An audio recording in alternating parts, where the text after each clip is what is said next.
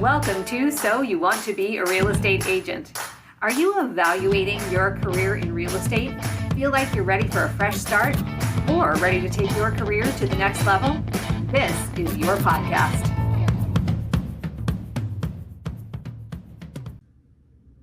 Welcome back to So You Want to Be a Real Estate Agent. I'm your host, Meredith Fogle, here again with special guest Naomi Richardson. Naomi, thank you for this special double edition of So You Want to Be a Real Estate Agent. If you listened to the last show that Naomi was on with us, you got some great information about how to relocate your business to a brand new market and a role play that I think you guys might benefit from, especially if, like us, you are those extroverted introverts who sometimes have a little trouble breaking the ice with new people and starting conversations. So today I asked Naomi back because I wanted to pick her brain about how to hire and utilize a VA. For those who don't know, a VA is a virtual assistant, and this has been a role in most real estate agents' repertoire for a while, but I find that so few agents know what it really looks like to hire and work with a VA. There's a lot of fear, I think, around finding the right VA, what it's going to take to get them up to speed, to make sure that they're doing what you want them to do, and a lot of confusion because there are a lot of VA companies out there. And I think, just the thought of, where to begin and then where to go from there makes people paralyzed. So they just end up doing nothing. When we know that when you are in scaling mode, so when you're in growth mode as a real estate agent, if you keep doing all the things, especially all the administrative tasks, you're going to get stuck. You're going to get stuck in that J curve where you're doing business and handling all the administration of the business, which means your foot is off the gas pedal of lead generation and nurturing client relationships, and your business starts to fall, and then you got to make that Herculean effort to get back up into momentum again. So Naomi, tell us about, and for those who didn't listen to the last show, just so you know, Naomi is in the Raleigh, North Carolina market, very successful real estate agent, on track to do around 60 transactions this year, goal for 100 plus this coming year, which you will absolutely do. And so you can imagine, with that kind of volume, you can't do it by yourself. You can't get to that place by yourself. So if you have goals like that or anywhere close to that, you really need to think about delegation. And if you've listened to the show for a while, you know we talk about time management quite a bit. Absolutely. Prioritization, and we talk about staying in what we call your zone of greatness. And your zone of greatness, as my coaching client, we talk about this a lot. Naomi's zone of greatness is client services, specifically solving people's problems. So if somebody comes to you with a problem, you know exactly how to solve that with expertise, diagnose it quickly, and get in and get the job done. And the more you have to do with all the admin pieces of it, the less time you have to spend on that piece. So, first of all, when did you first realize that you needed support when you dug back in post-COVID to residential resale? Thank you for having me back. Of course. I figured it out when I was drowning. So I was getting about 2 to 3 hours of sleep a night. Oh my gosh. And I was closing about 5 to 7 deals a month. And all of that work was overwhelming. Yeah. Getting in touch with those lenders, home inspectors, all of those pieces, and then keep in touch with your clients. So after a couple years of that, I started researching and I started figuring out where would be the best use of my funds that would align with the business. Because I love being in front of people, talking to people. I don't want to delegate that portion. Right. But the paperwork, you can delegate to anyone. Yes. So I went to a couple of Tom Ferry sessions. I met with a few agents that have either utilized a virtual assistant or thought about it. And so I started building a connection with those agents, picking their brains. And then I came across one of your clients, and him and I really started digging down and really finding out what my business needed versus what he was utilizing his VA for. And so I started with the paperwork. I started interviewing VAs and just figuring out whether they could just follow simple instructions. That's how I started. So, Okay. and I really plugged them into the Tom Ferry training as opposed to trying to train them myself. So smart. So smart. So let me ask you, in hindsight, if you had to give a kind of an overall guideline to people for at what point in maybe its number of transactions on average per month, that if you had to do it over again, you would have gone, okay, time to plug some support in, when would that have been? It really does depend on your lifestyle. So if Okay. you have young kids, Yes. I would say after 2 to 3 transactions, you really need to get some administrative help. Okay. If you're a agent seasoned like myself, where your kids don't need as much attention, you probably can handle 5 transactions on your own. Okay. If you do it full A time. month, you're saying? Like A month, wow. right. Okay. All right. And what we talked about using the Tom Ferry ecosystem, which if you're in the Tom Ferry ecosystem, so many resources and people resources and such generosity of sharing of information available. But if you're not in an ecosystem like Tom Ferry, how would you recommend that people go about finding other agents that might be able to give them that kind of intel that you got in how to find and hire a VA? So LinkedIn. LinkedIn. I did a research project on LinkedIn. Oh. So I found about 5 to 6 companies that offer VAs. Okay. So And then smart. I asked those companies to send me agents that they were working with phone numbers so I could call and see what kind of experiences they've had. And then I looked at their production.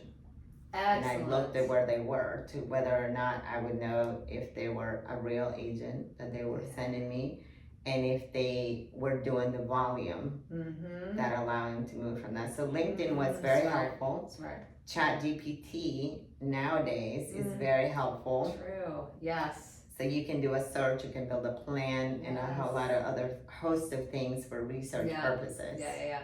So smart. Okay, wonderful. So you've gotten the intel, you figured out what you needed for your business, which I also want to point out for a second. When Naomi talks about the paperwork piece, like that was a real like pain point for you, was because of the number of transactions you were handling and the requirements of the brokerage. There's a lot of paperwork that goes along with that, and for most of us who love working with people, we hate the paperwork piece of it. So that will bog us down, it'll put us in a bad mood, like all the things that we don't want to carry into our business in terms of energy come up when we have to sit there starting to fill in like little forms and blanks and fields and things like that. Absolutely. Yeah, so you identified that quickly. So pay attention when you're going down this route, because here's the other thing. There are multiple types of VAs with multiple types of areas of expertise and skill. You've got marketing VAs, you've got tech and AI VAs, you've got VAs who do social media, videography, all kinds of different skill sets, people who are better in paperwork. So you've got ISAs, which are inside sales associates who can make calls for you. So all kinds of different skill sets. So make sure that you've got somebody who's gonna kill the biggest problem first for you, which for you is the paperwork piece.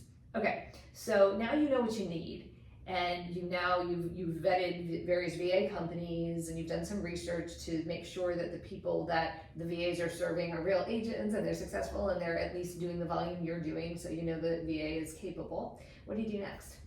So next is the training portion of it for them. So, and if I look into retrospect, I would hire multiple VAs. So in the future, I'm looking for different set of skills, as you mentioned. So marketing is a very specific skill. So now I'm on the search for that piece. So don't overhire, because if you have too much on your plate, you're running very hard in your business. You're not gonna have time to really mentor that VA at the level that you need to, even if you have a management company, somebody that is supposedly training them, because they don't know your business. Exactly, right. It's going to take some time to get them up to speed. Yes. So start slowly, and then figure out what pieces are missing. From that point, then you can hire a different personality, a different person for that service. So that's really what's next for me, is to do what that VA does well, keep that section there, and then add on to that. Okay. When you went to hire the VA to begin with, and you tell me your experience here, I have heard from people who are experienced in hiring VAs never to hire from the first pool of people that you're given. What's your feeling on that? I would say that rings true. Really? Okay. So I interviewed 5 or 6 from the first group. I asked them for samples of their work in whatever industry they were experienced in, so I could evaluate. And I didn't hire from that group. I felt that it was too basic for my needs. And so then I started trying to figure out where to find the next group, and that came from other real estate agents. Interesting. Okay. And how did you know what questions to ask the VA when you got down to that like second group to find that fit for you? Because one of the things that you may have already gleaned a little bit from listening to Naomi is she thinks fast and she moves quickly. So anybody who's going to be like a slow mover was going to drag you down. How do you figure that out when you're talking to somebody remotely like this? It's a tough one. So that is a very challenging area, especially because people sound good at first. Yeah, right. So a personality test, I did a couple of personality tests with this person. Which personality test did you use? I cannot remember. Enneagram, disc assessment? The disc assessment. Okay. And I sent those results out to a couple of other people. Okay. Like some of the management team at the office. I sent it to them so they could give me their opinion. Smart. I sent it to the agent that introduced me to this particular person so they could have their feedback based on their results. But that is definitely a pain point. I think very fast. My patience is probably at a 1, where some people would be at a 10. And so I need somebody to think quickly, to find solutions quickly. But I can also be very patient in terms of if that person is fulfilling a basic need, then I will give them probably a little too much time to grow. That is true. Yeah, that is true. Yeah, that's a blessing and a curse a little bit, I think. But you are very good with that. And think about the fact that even though these VAs come to you with the VA company saying they are trained in this and they've already worked with a company on this, like Naomi said, your business is specific to you. So, even if it is like you're doing something very straightforward, like bringing a VA in to clean up all the tags in your CRM and, merge all of the duplicate contacts or something super simple like that, they still need training. They've been trained in one way of doing it, and they need to be trained in your way of doing it. And that's one way to create some relatively quick alignment if you could do that. But that means you have to dedicate training time. You do. All right, so let's talk about that for a minute. You hire a new VA, bright and shiny, right off the shelves. You're super excited about plugging them in, and you're like, go, do the thing. Not how it works, right? How much time should you dedicate to bringing that VA up to speed with your way of doing business and what your expectations are, let's say like the first month that you're working with them? So the first month that you're working with them, you really want to work with them every single day. Okay. At least an hour a day of just training. So what I did is every task that I was doing that I knew I wanted to delegate, I would film myself doing that task. So smart. So whatever time of the day was, I would just film that task. So did you put like a Zoom on, put the camera on your phone? I did either the camera or the Zoom if I was working on the computer. Yep. And I would just walk it through step by step, like how to fill out the MLS sheet, how to create a CMA, how to fill out my forms for that listing, what type of remarks I like, all of those things I would just film every single task. Yeah. Cleaning up the database, same thing. Just record that task and I would just upload it to a Google Drive. Okay. And now with ChatGPT, you can upload it to YouTube, and from YouTube it can give you a list like ABC needs to happen for all of this. Yep. And then I would ask them to create a process. Okay. So now go create a standard procedure for this task. Yep. So in case that you leave or whatever happened, somebody can just pick up the video and the task. So that's how I started doing that. Love it. For every single task, there is a video, there is a to-do list, and so forth. So even if he gets confused, he can just go back. Exactly. There's an evergreen resource that he can always reference if he needs to. Did you know that 63% of sellers and buyers choose their agent based on local proximity? That's why farming or geofarming is such a proven method for long-term success in real estate. If you've been considering becoming a farmer or a geofarmer in your market, but not sure how to get started, check out Farming for Real Estate Agents. This blueprint will walk you through exactly how to choose a geofarm area, how to figure out by running some calculations whether the farm area that you're selecting can support your goals, and will help you track your return on investment. You'll also hear from locally famous farmers who have already dominated their market shares, so you can R&D their secrets and dominate the area that you choose to geofarm. And then as you move forward with training with him, are you recording things as, like, let's say something new comes onto the scene? Are you recording your teaching and training at that point so it becomes a resource? Yes, so every time we meet is recording. Ah, great. And there is no meeting without recording, Smart. because if it didn't record, it didn't happen. Right. I'm gonna forget what I said. He's gonna forget what I said. Yeah. And most of the times when we're chatting, or I'm either in my home office or I'm in the car. So recording is required. Essential. Fabulous. Okay. So you've got the 1 hour per day, I'm sure a little more at the beginning probably, for that first month that you're coming in, and then you start to give the person tasks to do. How are you evaluating performance?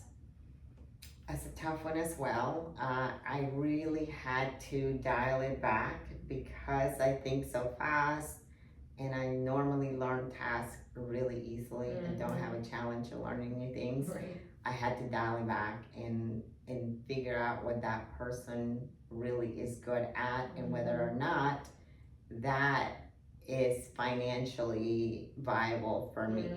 So in a particular point in time, the database, doing the tasks that are just mundane, putting the listing agreements together and all those things is X amount of dollars worth that task. Right. And if it is, I figured, okay, I could not pay someone to be here in the US that amount of money per week to do those tasks, even though all the other tasks may not be perfect. So if that task that saves me the time to be able to talk to people, make my calls, is fulfilling that need for that price point, then I gotta be okay with that. Yeah. Right, you're getting a return on your investment. And that may not be a 40-hour task in my view. Right. But it's a 40-hour task for my time. Exactly. And so the value, you just have to evaluate the value. And I've come to the conclusion that it's good enough with the paperwork. That everything else I'm able to add on later. Yes, exactly. Yeah. And so when you think about what Naomi is walking you through right now, you can figure out what your hourly rate is, and then figure out how much time would that, like, let's say it's doing a CMA, right? We can do it fast. We've done this, we've done CMAs for a lot of years. We can do it very, very quickly. But if 5 minutes of my time is worth $100, then think about if it takes your VA 15 minutes, it might only be costing you $15, or maybe it's, not even, right? Not even $15, a few dollars, $2, $2 or $3. So do the math, and it becomes very obvious that it's worth it. And then that doesn't even take into account now the ability for you to go do the things that really bring revenue in, like making a phone call, talking to a past client, nurturing a relationship, those kinds of things. A long time ago, I put an hourly rate on my time, and that's $250 an hour. And so when I think of a task, I'm looking at the $250 an hour. Is this a $250 task? Perfect way to think about it. If you're on the phone, you can make 30 calls in an hour. Out of those 30 calls, you will find somebody that is either interested or thinking about moving at some point in time. So the clock starts for that client. So you had a 2-minute call, a 3-minute call, could be a 30-minute call, depending on how close they are to moving. So that's your $250 an hour task versus you filling out an MLS sheet. Right, You exactly. know, that is not never going to bring you $250 an hour Right. because Right. you've already signed up that client. Right, right. And esoterically, having that conversation that moves toward a transaction also brings you joy. And I guarantee you that filling out that MLS sheet does not bring you any joy. It brings you stress. It brings you stress, Yes. exactly. Yeah, because you know it isn't what you're cut out to do. It's not the best use of your time. Okay, so we've talked about hiring the VA. We've talked about how to train the VA. We've talked about how to evaluate the VA's progress. Now, you talked about at the very beginning how to know when it's time to add on help with another VA or to add on to the existing VA. And I think, you know, you also mentioned that you, as you're evaluating the performance of the current VA, you're getting to know what their strengths and weaknesses are, what their abilities and skill set are, and what the bandwidth is to take on more. And typically the people that are great at analytical or administrative tasks like filling out paperwork are not great creatives, so they're probably not going to be a marketer.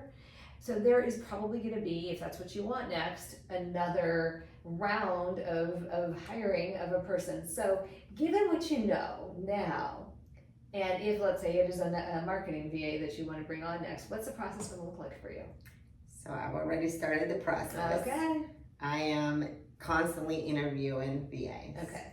And what I have done is I discovered that if I post on LinkedIn, not about a job, just any video, any marketing video, there is a portion of your followers that are going to be VAs because that's what Really? they're mining for clients. Oh my gosh. And so when I get a request to follow or to connect, Okay. I go to their profile, I see where they are, I see what they're posting about, and if I am interested, I'm gonna send them a message. How brilliant! Oh my gosh, what a So great LinkedIn strategy. has been an amazing place to find people directly. Yeah. Because the other thing that you want to evaluate carefully is the companies that mine for VAs and help you find a VA. Mm-hmm. They're keeping most of the money that you're paying a month. Yeah. So that VA is making very little. Right. So a lot of time their motivation is not where it should be.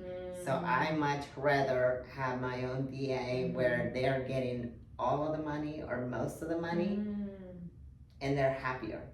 So you would directly hire, is what you're saying, rather than having to I go would. through a company. Gotcha. Okay. Unless I didn't have the bandwidth Yeah. to train them Yeah. or to guide them every single day. Okay. My caveat there, I'm sure you know this already, is if you do that, make sure that you're very aware of what your employment requirements are, because there could be tax requirements, reporting requirements. Correct.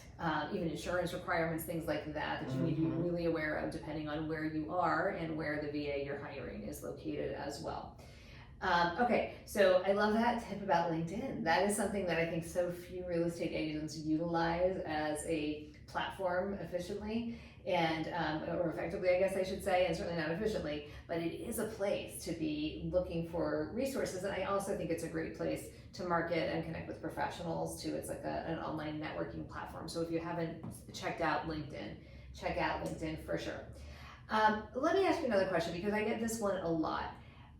Versus VA versus in-house. How do you decide what should be in-house and what can be delegated to a virtual assistant? Anything that can be done or you post online can be delegated Okay. because they're not face to face. Mm-hmm. But if you want a help or assistance with prepping a listing, a VA is most likely not going to be able to do it because they can't visit the property, they can't place a lockbox, they can't go see whether the property is ready for photos or not, right? Yeah. And if you want somebody to film you, that virtual assistant is not going to be able to be physically in the area. Yeah.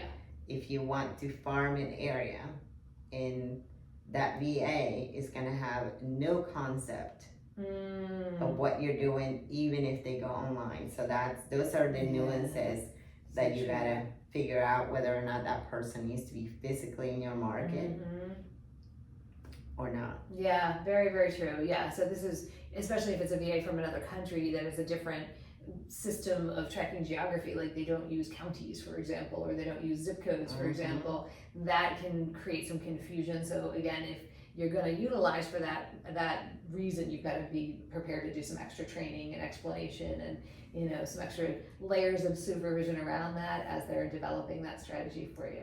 And their personality has to be very different because they have to be very skilled at AI. Yes. AI is the only equalizer in that arena. So true. Somebody can look at videos on YouTube and still not get a sense for that community, but AI can create videos for you for that community without me being there personally. That VA is certainly not able to drive the neighborhood to take those little clips for you, so they have to be intimately ingrained into AI. Very good point. Very good point. Yeah, love it. Okay. All right. So hopefully this has given everybody a really good idea about what it means to find a VA, to hire a VA, to train a VA, to get them up to speed with your business, to evaluate a VA, when to add another VA. Anything else that you would add for agents who might be thinking about adding a VA to their business, or people who have a VA right now and they're just like not sure that the person is the right fit? The one thing that I discovered as I was interviewing folks, every VA wants a different financial package, difference of compensation. Some of them are very expensive for what you get. And so I did a gradual income structure. You start at X. If you do X activities and it yields the results, these are the results that I'm looking for, then you will have either a bonus structure or a higher hourly rate for this task. But if you're only doing admin tasks, this is the pay scale. If you're graduating to other tasks, then this is what we can look at. But I'm not going to commit to the higher scale without having the proof that those other activities can happen for you. Yeah, so some specific deliverables, KPIs, we call them, key performance indicators, that are tied to what happens with the person's compensation. And if you're not sure how to create that, a relatively easy way to do it is to go into ChatGPT, tell Chat what you want the VA to do, ask Chat to ask you any questions that it needs to ask you to help you come up with first a job description that's specific to your business needs, and then reverse engineer that, load that job description back in, and ask Chat to help you come out with a set of metrics in the form of KPIs that you can then measure the VA's performance against and tie it to a pay structure that works for your budget. So it's kind of an easy way to get that drafted. Anything else? It's a very easy way to do it. Yeah. Any last words on VA for our audience? You definitely have to stay in touch with them. It's a daily task that you have to put it on your calendar. Make sure that the times that they're working are the times that fit for your schedule, because there is a huge time difference. So some VAs are not willing to work through the night in their local time, which is my daytime. So for me, that was a must. Because I want to be in touch with that person. If I need a task done immediately, I want to be able to pick up the phone and give that task directive. But if they're not working on your same schedule, I'm not going to stay up in the middle of the night and get on a call, because then that interrupts my sleep, and there's a health consequence to that. So absolutely. Yeah, and keep in mind too, now Naomi's VA is different. They work for her specifically, but if you have a VA who has fewer hours, it's very likely that they're working for multiple people. And if you lose communication with them, you let too much water go under the bridge, it's just a simple, law of visibility. You'll just fall off their radar, and the other people get more attention just because they either think, well, she doesn't need me that much, or she's too busy to communicate with me, and other people are being the squeakier wheel. So very great advice. Make sure you have a structured system and schedule of communication with that VA, so you are staying aligned with them, meaning they'll stay aligned with you and move your business forward. And the last thing is having a platform like Asana. I know you have it. For me, it's WhatsApp. WhatsApp is our method of communication. So when he comes in, he has a set of tasks that he's gonna work on. He's gonna send me that list. When he leaves, he sent me the list that he completed from that list. Wonderful. And then I send them any changes that are for the next day. I love that. So a very fluid, consistent reporting structure that keeps you informed of exactly what he's done, and he knows he's got to check in with you. And he puts everything into Asana. So if I have a question, or if I'm not gonna search back on WhatsApp for the task that had been completed, I can just go to Asana and say, okay, so this was completed, that was completed, and that's completed. That's great. Good. Wow, this was a lot of information about VAs. I hope everybody who is thinking about hiring a VA got something from this, or multiple pieces of information that you can implement. Naomi, so grateful for you. Now, if our audience wants to ask you a question that we didn't cover today about VAs or anything else real estate related, or has a referral to send you in the Raleigh, NC area, how can they best get in contact with you? And it's the whole entire state of North Carolina. The whole state of North Carolina, not just Raleigh. So our office is pretty much everywhere. Okay. But it's Naomi Richardson at markspain.com. Wonderful. Thank you so much, Naomi. So appreciate you being here again.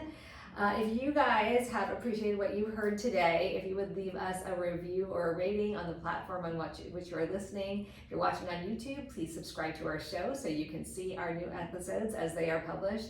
We would be so very grateful. Thank you for watching, and thank you for listening. This has been So You Want to Be a Real Estate Agent. We'll see you next time.